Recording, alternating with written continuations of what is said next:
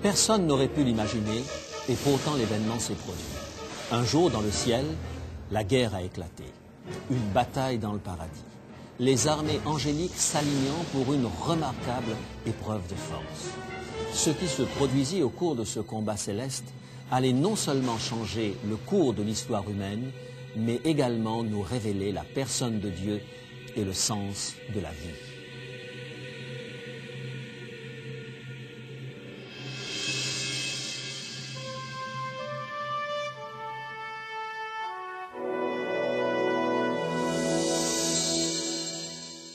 Il est écrit, « Je suis José Élisée et je vous propose la solution à vos besoins les plus profonds, Jésus-Christ. »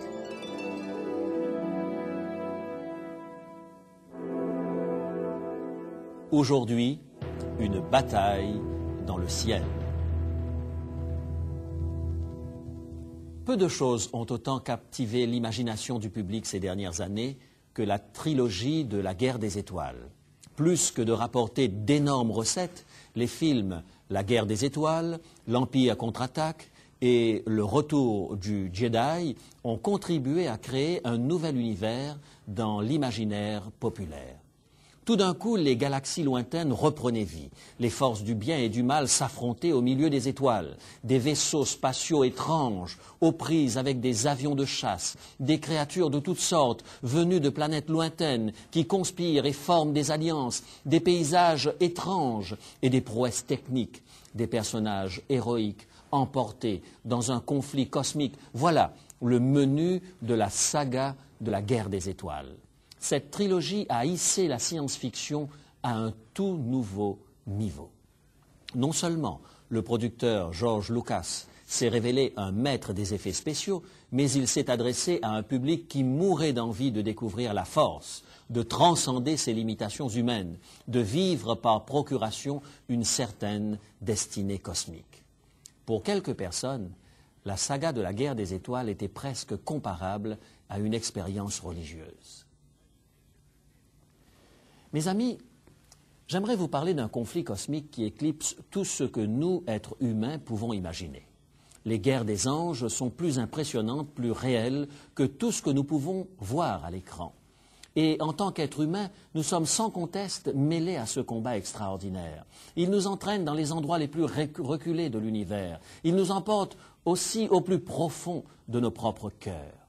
Permettez-moi de partager avec vous une bataille extraordinaire qui se poursuit depuis des siècles. Une bataille très réelle, relatée par la Bible.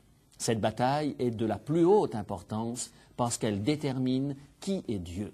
C'est une bataille en rapport avec la destinée humaine et nous sommes tous impliqués, que nous soyons conscients ou pas. Le livre de l'Apocalypse décrit cette bataille en des termes très très clairs. Une chose impossible à croire. Il dit qu'une guerre a éclaté dans le ciel. Comment, me direz-vous, peut-il y avoir une guerre dans le ciel? C'est un paradoxe, c'est impossible. Mais la chose s'est bien produite. Nous le lisons dans Apocalypse, chapitre 12, les versets 7 à 9. Une guerre dans le ciel. Incroyable. Alors, écoutez ceci. Apocalypse, chapitre 12, versets 7 à 9. Et il y eut guerre dans le ciel. Michel et ses anges combattirent contre le dragon, et le dragon et ses anges combattirent, mais ils ne furent pas les plus forts, et leur place ne fut plus trouvée dans le ciel. Et il fut précipité, le grand dragon, le serpent ancien, appelé le diable et Satan, celui qui séduit toute la terre, et ses anges furent précipités avec lui. Une guerre dans le ciel. Des anges impliqués dans ce combat. Bon nombre de théologiens croient que Michael fait référence à Jésus-Christ. Michael et ses anges contre le dragon et ses anges. Le dragon est une des nombreuses appellations bibliques pour désigner Satan. Satan et ses anges ont dû être chassés du ciel. Avant de nous poser la question pourquoi y a-t-il eu une guerre dans le ciel, nous pourrions nous poser une autre question. Qu'est-ce que le dragon faisait au ciel? C'est troublant, n'est-ce pas? Que faisait Satan dans la demeure de Dieu? D'où venait-il? Essayons maintenant de mettre en place les indices qui nous permettront de savoir ce qui s'est vraiment passé au ciel. Tentons de découvrir ce que Satan, le dragon, pouvait bien faire dans le ciel. Les Écritures nous donnent des indications sur la façon dont ce conflit s'est développé. En fait, nous pouvons reconstituer une sorte de pré-biographie de Satan. Quelle était son apparence avant la création du monde? D'où est-il venu? Le premier indice nous est fourni par le livre d'Ézéchiel. Ce prophète un jour fait une prédiction concernant le roi de Tyr. Mais derrière le roi de Tyr, nous voyons se profiler un autre personnage, une créature angélique. Lisons dans Ézéchiel le chapitre 28 et les versets 12, 14 et 15. Dans cette prophétie prononcée sur un roi de l'Antiquité, Dieu révèle clairement le conflit entre le bien et le mal. Ézéchiel 28, verset 12, nous dit ceci.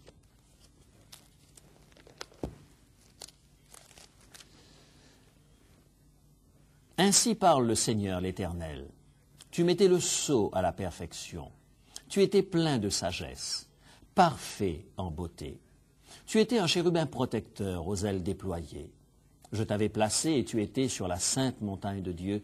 Tu marchais au milieu des pierres étincelantes. Tu as été intègre dans tes voies, depuis le jour où tu fus créé jusqu'à celui où l'iniquité a été trouvée chez toi. Nous y voilà, mes amis.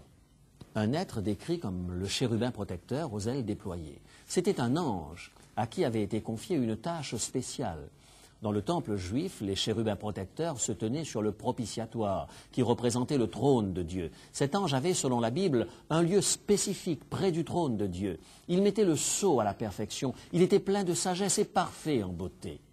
L'image qui le représente, marchant au milieu des pierres étincelantes, suggère que cet ange était près de Dieu, dans la proximité de l'éclat du Saint des Saints. Mais une chose regrettable est arrivée à cet ange merveilleux. L'iniquité fut trouvée chez lui. Il a permis au péché d'entrer dans sa vie. Comment donc? Quel genre de péché? Quelle sorte de péché pouvait bien entrer dans le paradis? Nous le trouvons au verset 17 du même chapitre d'Ézéchiel. Voici ce qu'il est dit. Ézéchiel 28, verset 17. Ton cœur s'est élevé à cause de ta beauté. Tu as corrompu ta sagesse par ton éclat. Cet ange commence à ne penser qu'à sa propre splendeur, hypnotisé par sa propre beauté. Arrêtons-nous un instant pour méditer sur cette pensée. Il n'est pas condamnable d'apprécier vos talents et vos capacités. Il n'y a rien de mal au fait d'avoir une bonne estime de soi. En quoi cet ange a-t-il dépassé les bornes? Comment est-il passé d'une bonne estime de soi à l'iniquité? Comment sa sagesse a-t-elle été corrompue? Notre deuxième indice se trouve dans le livre d'Ésaïe au chapitre 14, les versets 12 à 14. Ésaïe nous donne un aperçu non seulement des événements, mais aussi de la lutte interne dans l'esprit de Lucifer alors qu'il était au ciel. Entrons avec le prophète dans les coulisses du ciel. Lisons Ésaïe chapitre 14, versets 12 à 14. Te voilà tombé du ciel, astre brillant, fils de l'aurore. Tu disais en ton cœur, je monterai au ciel, j'élèverai mon trône au-dessus des étoiles de Dieu. Je m'assiérai sur la montagne de l'assemblée, à l'extrémité du septentrion. Je monterai sur le sommet des nues, je serai semblable au Très-Haut.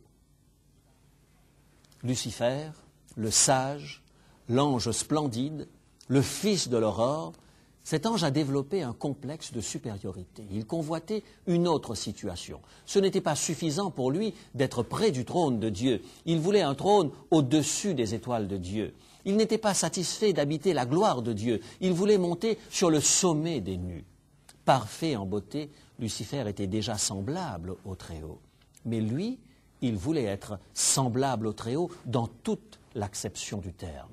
Il enviait son autorité, sa puissance. Il désirait occuper un rang aussi élevé que le Très-Haut. C'est ainsi que tout a commencé. C'est ainsi que cet ange a amorcé sa chute tragique, une chute dans laquelle il allait entraîner avec lui beaucoup d'autres anges. Lucifer était aimé. Il aurait dû avoir une bonne estime de soi. Mais son estime de soi s'est transformée, on ne sait trop pourquoi, en orgueil. Lucifer occupait une position honorable. Il aurait dû être pleinement satisfait, mais la convoitise a germé dans son cœur. De quelle manière? Qu'est-ce qui pousse les gens à vouloir plus et toujours plus? Qu'est-ce qui force les gens à vouloir occuper la place la plus élevée? Une seule chose, mes amis, le refus de l'amour. Savez-vous ce qu'est l'orgueil? C'est un substitut à l'amour. L'orgueil est le vêtement indu dont nous drapons notre insécurité. Et qu'en est-il de la convoitise? C'est aussi un substitut à l'amour. La force qui nous pousse à désirer toujours plus est une tentative désespérée de gérer l'insécurité. L'orgueilleux Lucifer était rongé par l'anxiété dans le ciel. L'apôtre Jean nous dit que Dieu est amour. L'amour enveloppait Lucifer, mais Lucifer s'est détourné de cet amour. Obnubilé par sa propre gloire, il était de moins en moins en mesure de comprendre l'amour de Dieu. Ce cercle vicieux a trouvé son origine dans un choix conscient de sa part. Moins Lucifer ressentait et expérimentait l'amour, plus il avait besoin de s'élever lui-même. Et plus il s'élevait lui-même, moins il éprouvait d'amour, et plus l'orgueil se développait. Au bout du compte, Lucifer en est venu à voir Dieu comme un rival. Son esprit tordu commença à imaginer Dieu comme un ennemi. Le prophète Ézéchiel nous dit que cet ange rebelle a pris sa volonté pour la volonté de Dieu. Ézéchiel chapitre 28 et le verset 6. Pourquoi Dieu devrait-il détenir toute la puissance et toute l'autorité? Lucifer se mit à croire qu'il pourrait gérer l'univers tout aussi bien que Dieu. Essayons d'imaginer le genre d'émoi que cela a pu provoquer dans le ciel. Imaginez un endroit où la jalousie, la calomnie et la méchanceté n'existent pas, n'ont jamais existé, où il n'est jamais venu à l'idée de personne de remettre en question la sagesse et l'amour de Dieu. Et soudainement, Lucifer, cet ange de lumière, ce chérubin si proche du trône de Dieu, commence à murmurer. Il se demande pourquoi Dieu devrait être l'objet de tous les hommages. Il se demande pourquoi toute créature doit obéir à Dieu. Il existe peut-être une alternative, une meilleure façon de diriger l'univers. Lucifer mit en doute la justice de Dieu. Lui qui semblait si raisonnable, si sage, sevré de la source de l'amour, l'orgueil et la convoitise régnaient en maître dans son cœur. Cependant, en apparence, il était toujours un ange resplendissant de lumière.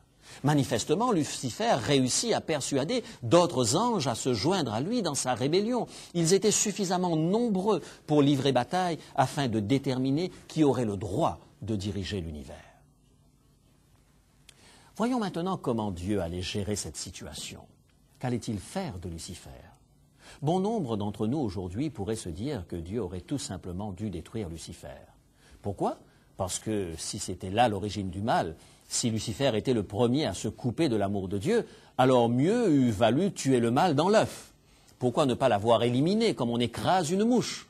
Pourquoi ne pas avoir détruit le mal avant qu'il ne s'étende? Pourquoi ne pas l'avoir éliminé avant qu'il ne cause tant de souffrance dans le monde? Excellente question. Pourquoi Dieu n'a-t-il pas tout simplement détruit Lucifer? Répondre à cette question, c'est découvrir une foule de vérités oubliées sur Dieu. C'est découvrir le sens de notre présence ici, sur la planète Terre. Cette réponse tient en 3 mots. Dieu et amour. Dieu tisse avec nous des liens d'amour. Et l'amour, voyez-vous, ne force jamais personne. Rappelez-vous, Lucifer fut le premier à remettre en question la justice de Dieu. Il prétendait qu'il y avait une alternative, une meilleure façon de faire. Il prétendait que la puissance de Dieu était arbitraire. Que serait-il arrivé si Dieu l'avait détruit? Tout simplement, cela aurait-il réglé la question? Les anges auraient-ils été convaincus que Dieu n'est pas arbitraire? Mes amis, l'amour agit de façon différente. L'amour ne force jamais. L'amour laisse la possibilité à chacun de voir par lui-même, de décider, de choisir. Dieu veut que nous l'aimions pour ce qu'il est vraiment. Et cela n'est possible que si nous avons vraiment le libre choix. Lucifer, devenu entre-temps Satan, fut chassé du ciel et précipité sur la terre. Et c'est ici, sur la terre, qu'il a commencé à séduire les êtres humains pour les entraîner après lui. Lorsque Lucifer a mis Dieu au défi, Dieu lui a dit en effet, c'est bon, établis ton système alternatif. Que tout l'univers voit ce qui se passe, que tous les êtres créés voient ce qui arrive dans un monde sevré d'amour. Personne à ce moment, sauf Dieu, ne savait jusqu'à quel point l'alternative de Lucifer serait un désastre. Personne ne pouvait imaginer le lot de souffrance et de misère qu'elle allait entraîner. Mais Dieu procédait de manière à placer l'univers à jamais sur un fondement sûr. Il nous fallait voir par nous-mêmes les effets dévastateurs du péché. Nous devions apprendre que le projet de Dieu est le meilleur, sans l'ombre d'un doute. Vous voyez, c'est l'unique moyen par lequel Dieu pouvait régler le problème du mal une fois pour toutes. La seule façon de s'assurer que le mal ne troublerait plus jamais l'univers. Le projet de Dieu, c'est que le moindre doute soit balayé. Son désir, c'est que l'histoire de notre planète s'élève à jamais en témoignage à la légitimité de l'amour. Le fondement du gouvernement de Dieu, c'est l'amour. C'est la raison fondamentale du conflit entre le bien et le mal ici-bas et dans tout l'univers. C'est l'amour à la manière de Dieu, opposé à la force et la manipulation à la manière de Satan. Et croyez-le ou non, l'amour est la véritable cause de la guerre dans le ciel. Pourquoi les anges de Dieu durent-ils se battre contre les anges de Satan? Parce que Dieu a mis des limites au projet de Satan. Il a permis à Satan d'expérimenter son système alternatif, mais il lui a refusé le droit de semer le chaos dans tout l'univers. En excluant Satan du ciel, Dieu imposait des limites à ses activités. Et cela aussi est une manifestation de l'amour. L'amour ne contraint et ne manipule pas l'autre, mais il fixe des limites. Lorsque l'enfant dit « Laisse-moi tranquille, je veux tout connaître, même la drogue », l'amour répond « Je t'aime trop pour te regarder, te détruire et rester les bras croisés. » L'amour ne capitule pas devant le mal. Satan fut chassé de la présence de Dieu, mais il n'a pas quitté le ciel de bon gré. Il a tenté de forcer les limites fixées par Dieu. C'est pour cette raison qu'il y eut guerre dans le ciel. Quelle fut la nature de cette guerre? Il est difficile d'imaginer des anges se trucidant à l'arme blanche ou au laser dans les cours célestes. Était-ce un combat spirituel, une guerre pour le contrôle de l'esprit? La Bible ne donne pas plus de détails. Mais une chose est certaine, Satan et ses anges furent chassés du ciel car ils ne sont pas partis de leur propre gré. Voilà la triste histoire de Lucifer. Voilà le résultat lorsque l'orgueil et la convoitise prennent racine dans le cœur. Voilà le résultat lorsqu'un ange parfait en beauté tourne le dos à l'amour. La scène s'est déroulée dans la banlieue de Boston en août 1973. Chuck Colson était l'un des conseillers présidentiels les plus écoutés. Il était venu rendre visite à un ami du nom de Tom. Colson ne savait pas encore que ce directeur de société venait de se convertir à Christ. Alors qu'il était assis dans l'élégant salon de Tom, Colson commença à se plaindre du traitement injuste dont il avait été l'objet par la presse. L'affaire du Watergate commençait à éclater au grand jour. Après que Colson eut épuisé toutes ses explications, Tom lui dit gentiment « Le Watergate et ses sales combines étaient tellement inutiles. Et c'était injustifiable, tout simplement injustifiable. » En cela, il ne pouvait dire plus vrai, car Nixon avait été réélu avec la plus forte majorité jamais acquise par un président des États-Unis. Si seulement vous aviez cru à la légitimité de votre cause, rien de tout ceci n'aurait été nécessaire, dit-il. Puis il continua. Vous étiez obnubilé par la nécessité de détruire vos ennemis, et vous n'aviez pas une once de confiance en vous-même. Colson commença à essuyer la sueur de son front. La chaleur de la pièce lui parut insupportable. Il sentit le besoin de boire quelque chose de fort. Colson devait l'admettre. Tom avait marqué un point. Lui et ses collègues de l'administration Nixon avaient développé une mentalité d'assiégés. Nous contre eux. La Maison-Blanche, façon Nixon, versus le reste du monde. Colson travaillait chaque jour dans la proximité du bureau ovale. Il participait aux destinées de la nation la plus puissante de la Terre. Et cependant, Colson et ses collègues éprouvaient un sentiment d'insécurité par rapport à la cause qu'ils défendaient. Ils s'acharnèrent sur l'opposition uniquement parce qu'ils ne voulaient prendre aucun risque. Colson tenta d'expliquer à son ami que le jeu de la politique est une vraie guerre. Vous devez faire certaines choses si vous voulez survivre et rester au pouvoir. Tom demanda à Colson la permission de lire quelques lignes tirées d'un livre de Lewis. Colson se cala dans son fauteuil, toujours sur la défensive. Et Tom lut un extrait qui alla droit au cœur de Colson. Voici ce qu'il lut. « Depuis que le monde est monde, c'est l'orgueil qui a été à la source de la misère de toute nation et de toute famille. L'orgueil rime toujours avec animosité. L'orgueil est un cancer spirituel. Il dévore même la capacité d'aimer. Pendant que Tom lisait, des épisodes de sa propre vie défilèrent devant les yeux de Colson. Il se rendit compte comment, petit à petit, il était devenu arrogant, comment son cœur était devenu sec.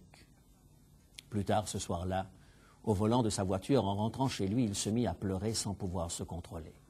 Éprouvant un sentiment de solitude complète, le cœur brisé, il laissa tomber ses défenses.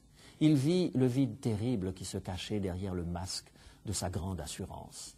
À ce moment, Colson prononça la première véritable prière de sa vie. Il tendit la main vers Dieu. Il s'abandonna au Dieu d'amour. Plus tard, cet homme qui avait été tellement emprisonné dans son orgueil découvrit la joie de servir en exerçant un ministère auprès des familles de prisonniers et spécialement auprès des détenus.